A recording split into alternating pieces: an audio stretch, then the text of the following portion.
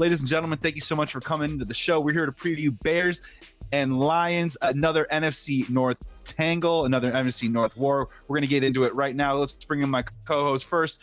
He is former Bears defensive end. He's Northwestern standout himself, CHGO's very own, Fox 32's very own, and West End Golf Club's very own. It's Corey Wootton. What's up, Corey? What's up, Joey? Another great week. Got the Lions this week, man. It's going to be a good matchup. Good game last time. We're excited to break it down. We got a special guest on the show. A guy I played briefly with. I was on injured reserve in 2015, but Glover Quin, man, on the show. What's up, man? Yeah. What's up, my man? Not much. Hey, you said you went to Northwestern? Yes, sir. You know my guy Sherrick? Yeah, Sherrick. I know him. So Chicago. College and then in the pros with him. Yeah, that's my guy. Man, that's my guy, man. Yeah, Sherrick he's down in Dallas right now. Yeah. I played with Sherrick for 3 years when he was in Houston when he first got in the league, and then he got traded to Chicago.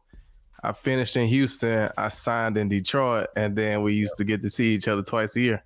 That's dope. Exactly. No, Sherrick's a good dude, man. Probably one of the most explosive dudes I've seen. Oh my God, crazy! Unbelievable. He was a fifth round draft pick after not running the 40 or doing any of the drills. And like I said, as a skill position, that's a big deal to run your 40. Still get drafted in the 5th round. Pretty big deal. Crazy. Well, Glover, man, we're so excited to have you here on Believe in Bears to preview Bears. Lions coming up this weekend. Bears coming off a bye week. They're 4-8 right now. And also just really quick, thank you so much for watching us here on Sports Talk Chicago on YouTube. Comment and question below. And also listen to us here on the Believe Sports Network. Glover, man, let's dive into it right now. I want to get your take on the Lions defensive side of the ball right now. From the outside looking in for Bears fans, looks like the unit has been struggling, or let's just say sliding a little bit over the last month or so. Now, you're a guy, if anyone's not familiar, 2014 All-Pro second team, 7 interceptions, Pro Bowler yourself. What are you seeing on that side of the ball for the Lions right now? And are you as concerned as some of the numbers reveal to be with the Lions defense right now? Well, I think the thing that concerns me is the lack of, I don't want to say playmakers, but playmakers, really, when you think about it. Defensive line wise, outside of Aiden Hutchinson, they're not getting any pass rush at all. They had to go out and sign a 36-year-old Bruce Irving to try to generate some pass rush, right? And he got a sack last game, so hopefully he can continue to bring that. But they just haven't really been able to get consistent pass rush on the quarterback, and that's allowed mobile quarterbacks to move around, and when you can move around in the pocket, that just puts more pressure on the secondary. And guys in the secondary hasn't really been making plays either. Outside of Brian Branch, he's tackled well. He's made some really good plays. He had an interception last week on the first play of the game, but outside of that, they're really not making a lot of plays on the ball. And I think a lot of it has to do with the fact that the quarterback can move around in the pocket. It hurt us early in the season with Seattle against Geno Smith. Hurt us against Lamar Jackson. Justin Fields hurt us the first time we played you guys. Jordan Love hurt him on Thanksgiving. So anytime they get that quarterback that can move around, not necessarily looking to run. I didn't feel like Justin Fields was really looking to run as much the first time, but just kind of stand alive, just stand in the pocket and allowing his receivers to get open. And they've been struggling with that. So these last few games has not looked great defensively, and they really got to start to get that cleaned up. And I agree with you. I think the rush and cover works together. You know that the more that the defensive line is able to generate pressure, the easier it is on the back end. So it all works together. And what I see is like a guy like Hutchinson, he's really making his mark. He's winning on some of the second and third moves, the effort moves. But there's nobody really opposite him, right? There's nobody to really complement him. And the biggest thing for me is there's really no pressure up the middle, right? The defensive tackle pressure is so underrated when it comes to your ends really winning, right? Because they're able to push the pocket. The quarterback's not able to step up at all. And, they all work together. So everybody has to be in the rush lanes. The defensive tackles have to push the pocket, and then the ends are able to come home. So they're really not working together as far as that goes. Yeah, definitely not. The rushing coverage is not married. And then the linebackers. I mean, Alex Anzalone missed last game, but, he's kind of the only one that's really gotten any pressure. And that's anytime a linebacker is getting pressure, that means you're having to blitz. And we all know when you're blitzing, that means that you're taking a guy out of coverage. And so that just puts more pressure on the secondary especially if they're not getting there. And so, you know, when you got a D-line that can put pressure on the quarterback, I think I was doing another Chicago podcast this morning. We was talking about that. You know, in 2014, you know, the Lions had Ndamukong Suh, Nick Fairley, Ziggy Ansah, James Jones, Jason Jones. Like, you could get pressure on the quarterback and not even have to worry about sending any kind of blitz, right? So whenever you can do that, your defense and your secondary is going to be a lot better. And right now they can't do that. And Joey, I think the Bears have had the same issue early on before Montez Sweat came in there. Like once the trade happened, first game he was okay, but every game after that he seems to make a huge impact out there, and it's really elevating everybody else's game. So I think sometimes it just takes one player, one play to really get things going, and I think that's what Detroit's kind of missing. And it's kind of scratching my head sometimes because I see Aiden Hutchinson, who's arguably your best pass rusher, dropping into coverage at times. And I'm like, wait. So check this. Your best pass rusher is dropping into coverage. And I understand he's a playmaker. He has interceptions. He can make plays. But that kind of has me scratching my head a little bit. You know, it'd be like you take your best guy in the back end and, hey, let's get him off the edge right now. This doesn't make any sense. Yeah, it doesn't make sense. You know what I'm saying? And that's when they get into those fire zones. And, you know, fire zones, I never liked those 3 deep fire zones when you're dropping the defensive ends. I was more of a, hey, man, let people do what they do best. DBs, y'all cover. I didn't want to go on the blitz. That ain't what I wanted to do. I want the ball. Let me stay back here and try to catch the ball. D lineman, I don't need y'all dropping. I don't need to look up and see you right next to me in the hook. Like, I need you to go get the quarterback. Exactly. You know what I'm saying? Because you send those fire zones, and if they get there, it's great, right? But if they don't get there, now you got less guys in coverage, and then the guys that you do have in coverage don't really cover. Exactly. So it's just not good. And these quarterbacks nowadays are smart. They're picking up the blitzes with the O-line. They're running. The receivers are smart. Like, they're gashing you if you're not just a great fire zone team. So whenever they do that, they generally struggle defensively. When they just let him go and rush the quarterback, they generally play okay. But I don't think he's had a sack in the last few games. You know, he's getting pressure. He's working hard, but it's not equating to any sacks. And when you look at the last few games defensively, they've struggled, giving up a lot of points, a lot of yards. And then Aiden Hutchinson is not making sacks. So, you know, we need to get a couple sacks from him on Sunday.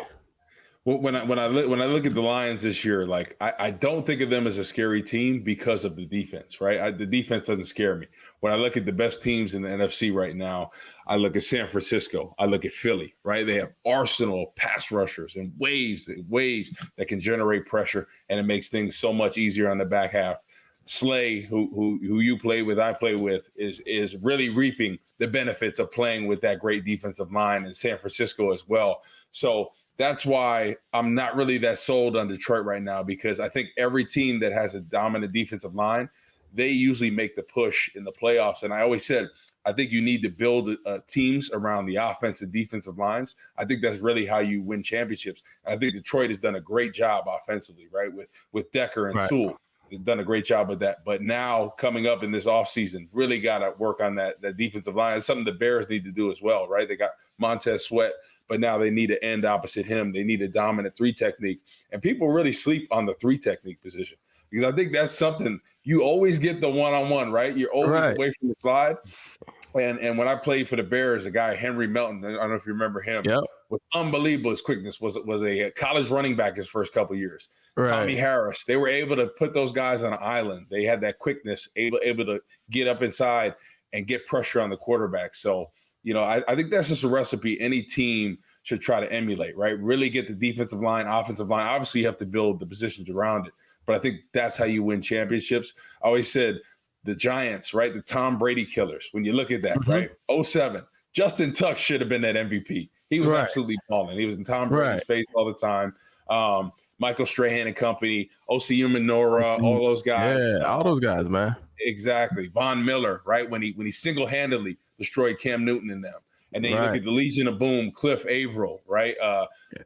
Michael Bennett, all those guys were able to generate pressure on Peyton Manning. So I think that's really how you win championships. I love what Detroit's doing, what they've done, and they built offensively and, you know, in certain positions. But I think that the defensive line is going to be something that they really need to focus on this offseason.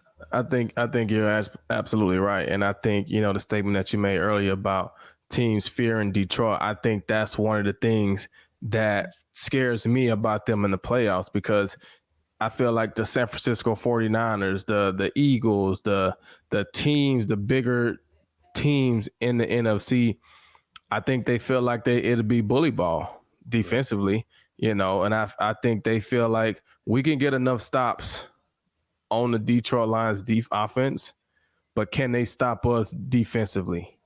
And that's from, you know, power football, play action, and just controlling the game, just being a bully. I think that's how they look at the Detroit Lions defense. They know offensively they can score, but as you know, guys in the playoffs, these defenses, they feel like you're not scoring 35 on us. When you get 14, that's feasible, but our offense is good enough. They're going to get at least 21, 24 because y'all can't stop our offense. But defensively, we can slow you down.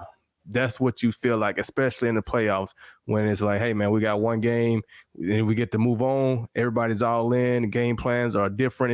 It's a totally different ball game in the playoffs. And so you got to be able to control it, like you said, with the O-line and D-line. And so that does scare me with the Lions defensive line. When I'm looking at Detroit, right, I'm looking at something like, obviously pressure is an issue, right? I'm looking at a coordinator that I think has done a great job as far as generating pressure, Brian Flores, right? He's going to bring the house. Everybody knows that. And I think it's paid off for him. And that's why they've been able to be on a little bit of a win streak and really play well defensively. So if I'm looking at Detroit and I'm thinking, listen, you got to bring some of those linebackers on some blitzes, right? You got to bring some different looks. You got to some games up front. When you're not winning on the straight rushes, you got to bring the games, because I think if they can start to generate pressure with that front seven, right? Obviously, leave the back end the way it is, but generate some pressure in that front seven. I think it can make everything a lot easier for that back end. No question. I 100% agree with that. 100%. Yeah. We're here with Glover Quin here on Believe in Bears. Just a couple more for you, Glover. Corey, I want you to kick this one off first. To move it over to the Chicago Bears side of things right now. Corey, I want to get your take on this, because the last time that we saw the Lions and the Bears face each other, it turned into a really interesting game where, I mean, from my personal perspective, I thought the Chicago Bears actually played some of their best football quarter to quarter that we've seen from them all season long until that second half of that fourth quarter. And to the Lions' credit, that's what good teams do, right? They figure out a way to put some points on the board and come back and win. So, Corey, we've been talking a lot on Believe in Bears about how this defense that under Eberflus's system has been ascending over the last couple of weeks. And looking at the remainder of our schedule, there aren't that many more heavy hitters on the Bears schedule. So for my question for you, and Glover, I'd love to get your take on this as well. Is this one of the biggest matchups of the season for this Bears defense? Is this an opportunity for them to either make a statement or just talk a little bit about how big this is for that side of the football? I think it's huge, because I think they had great success against Jared Goff and that offense through really most of four quarters, right? With the exception of those last two drives in the game. I mean, they should have had 4 picks on them. Jalen Johnson should have had the pick 6. They were able to generate pressure. They were able to disguise the looks. They were playing lights out through pretty much almost 4 quarters. So I think this is a huge game for them. If they can have back-to-back strong performances and actually finish the game, which is something they did last game they played against the Vikings, right? They were able to finish that game, even though it wasn't pretty. But I think this defense is trending upward. So this will be a huge test for them. And I know Jared Goff and that offense is going to have a game plan for exactly what they did last time. Look at it and like, man, I missed the mark on some of these throws. I forced these in here. He's going to really try to rely on that running game with David Montgomery and Gibbs and Laporta and St. Brown and all those guys. They have some talented guys up front. They got a great offensive line. So really be able to utilize that running game. And I think that's what they're going to try to do, is establish that run, then work the play action, take the pressure off Jared Goff. Because I always said this, I love what Jared Goff has been able to do for Detroit. But when we played for the Rams as well, he struggled when you put all the pressure on him, right? I think he's one of those quarterbacks that can't really have it all on him, right? Guy like Aaron Rodgers, right? That when all the pressure's on him, he still can throw for 400.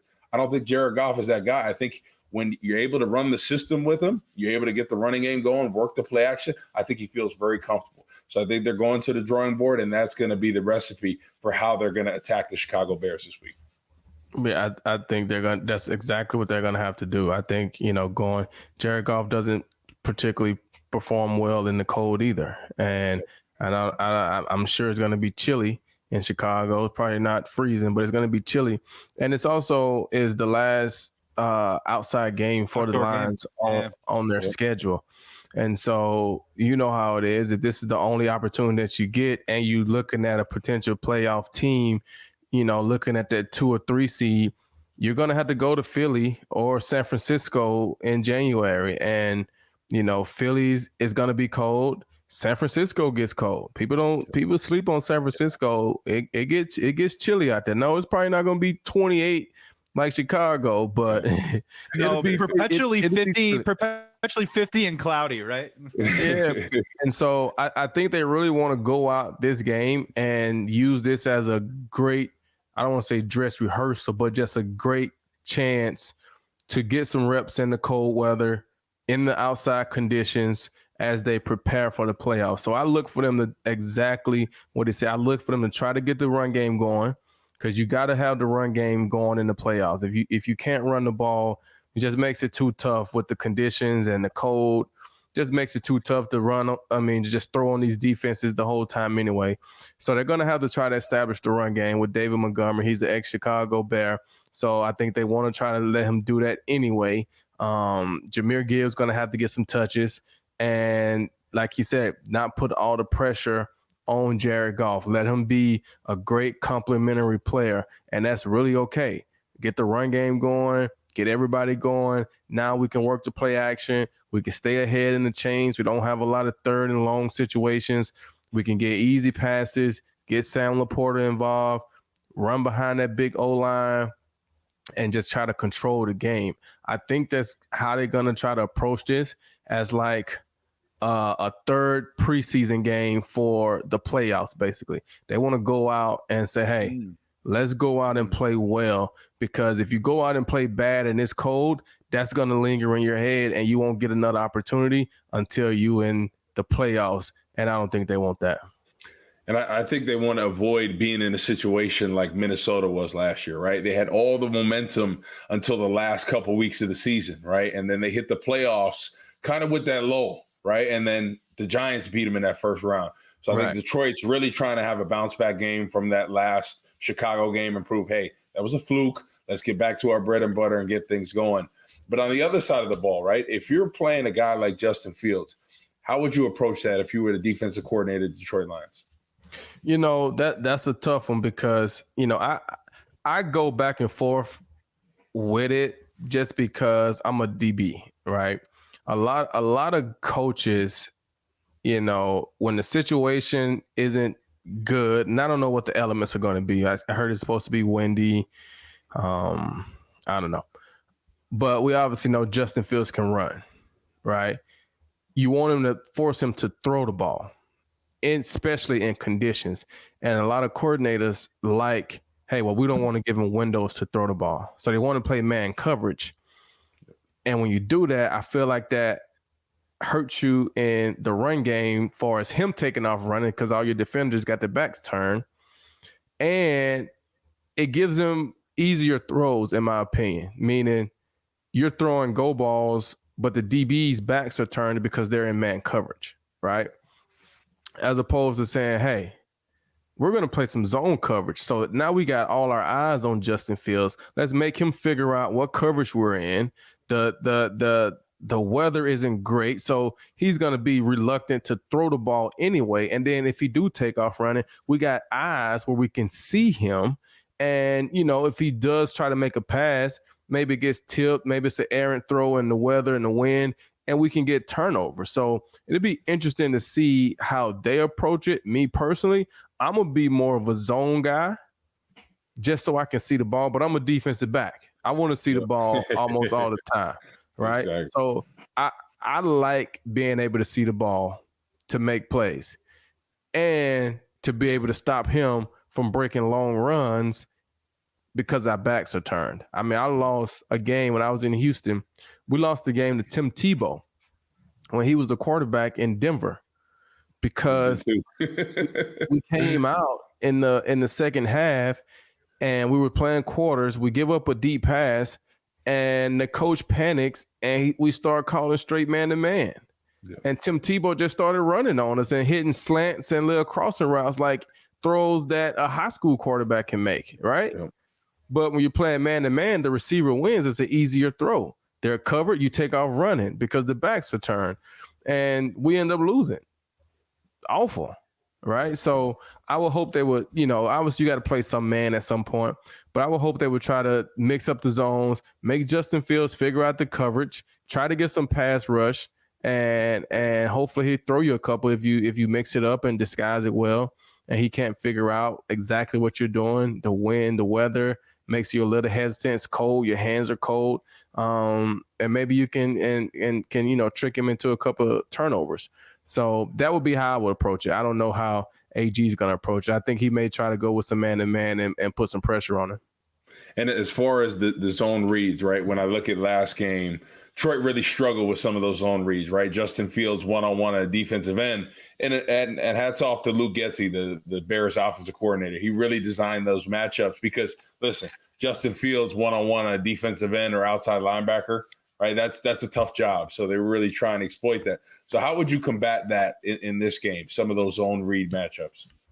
Well, I mean, when you're doing those zone reads, what we used to do, when a quarterback makes the fake, he's considered a runner, right? He has to physically give himself up once he hands the ball off. So early in the game, we would just go hit the quarterback. Just go hit the quarterback. He tried to zone read. Back to college days. That's what we used to do in college all day. Yeah, go hit the quarterback. They don't want the quarterback to get hit, right? If he hands it off to the running back, cool. Linebackers make the tackle. But you go hit the quarterback because once they see that we're going to hit the quarterback, they're going to be reluctant to call a lot of those zone reads. They're going to pull it out every now and then, so you got to always be alert. But if you got your defensive end saying, hey, I'm not worrying about the running back dive, I'm going to hit Justin Fields. If you do that, you'll make them think twice about it. Now, if you don't hit the quarterback and he feels like the defensive end is trying to play bold, finesse, and this and that, they're going to kill you. They're going to eat you alive because now he know they're not just coming to hit me, and I'm gonna get him in no man's land, and he can't run with me, and I'm gonna be around the edge into the secondary. Yep. As a former defensive end, you have to be decisive on whatever you do because you can't run with a guy like Justin Fields. I'm sorry, no. even Micah Parsons, right? You ain't running with Justin Fields, no. Right? Mm-mm. Especially when you've had a couple plays and you're tired, you ain't running with a guy like this. So you got to be decisive on whatever where you have the quarterback, you got to go up to the level, go up to him, make him hand it off, or vice versa. If you got to dive, you got to go straight to the dive. Everybody has a position, but I think it's people get in trouble when they try to play both. Can never play both. If you play both, you're wrong. You're gonna be wrong every time. We got one final question here for Glover Quin, former Pro Bowler, former Detroit Lion, and also former brief teammate of Corey Wootton right here on Believe in Bears. Let's just keep it simple. Let's get you out of here on this. Do you got a final score prediction, Glover, for Bears Lions this weekend? What do you got? Well, I got to keep it consistent. I think I've said the same. I probably should have switched it up, right? I did a podcast this morning with the Bears. Oh, he's backtracking. He's backtracking. Man, no. I'm just saying. I probably should have switched it up and increased my odds, right? I got 3 different scores out there. One of them may be right? But